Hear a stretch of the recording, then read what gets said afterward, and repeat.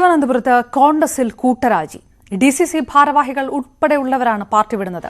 Party നേതൃത്വത്തിന് ഏകപക്ഷീയമായ തീരുമാനങ്ങളിൽ പ്രതിഷേധിച്ചാണ് ഡിസിസി ഭാരവാഹികൾ ഉൾപ്പെടെയുള്ളവരുടെ രാജി. വിവരങ്ങളുമായി ഡാൻ കുര്യൻ ചേരുന്നു. ഡാൻ, എത്ര പേരാണ് ഒറ്റയടിക്ക് രാജിവെക്കുന്നത്? മാധ്യമങ്ങളെ കാണുന്നുണ്ടോ അവർ?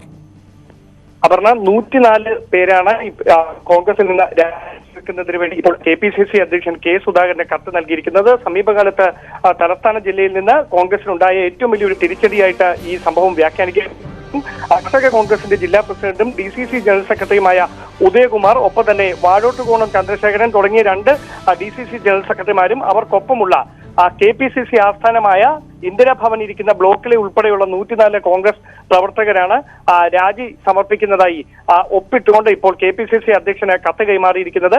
നേതൃത്വത്തിന്റെ ഏകപക്ഷീയമായ തീരുമാനങ്ങളിൽ പ്രതിഷേധിച്ചുകൊണ്ടാണ് രാജിയെന്നാണ് ഈ കത്തിൽ ഇവർ പ്രധാനമായും ഉന്നയിക്കുന്ന കാരണം. അതായത് KPCC അംഗങ്ങളായ ശാസ്തമംഗലം മോഹനെതിരെയും ഒപ്പം തന്നെ മറ്റൊരാൾക്കെതിരെയും ഇവർ പരാതി ഉന്നയിച്ചിരുന്നു. ആ പരാതിയിൽ അന്വേഷണം നടത്തുകയോ അവരെ നേതൃത്വ സ്ഥാനങ്ങളിൽ നിന്ന് മാറ്റി നിർത്തുകയോ ചെയ്യാത്തതിനാലാണ് ഇത്തരത്തിലൊരു കടുത്ത തീരുമാനത്തിലേക്ക് പോകുന്നതെന്ന് ഈ രാജിക്കത്തിൽ വ്യക്തമാക്കിയിട്ടുണ്ട്. എന്തായാലും KPCC നേതൃത്വത്തിന്റെ ഭാഗത്തുനിന്ന് ഇതുമായി ബന്ധപ്പെട്ട് ഇനി എന്ത് നടപടിയാകും ഉണ്ടാകുന്നത് എന്നറിയുന്നതിനുള്ള കാത്തിരിപ്പിലാണ് പാർട്ടി പ്രവർത്തകർ. അപർണ. ഡാൻ കുര്യൻ വിവരങ്ങൾ നൽകി.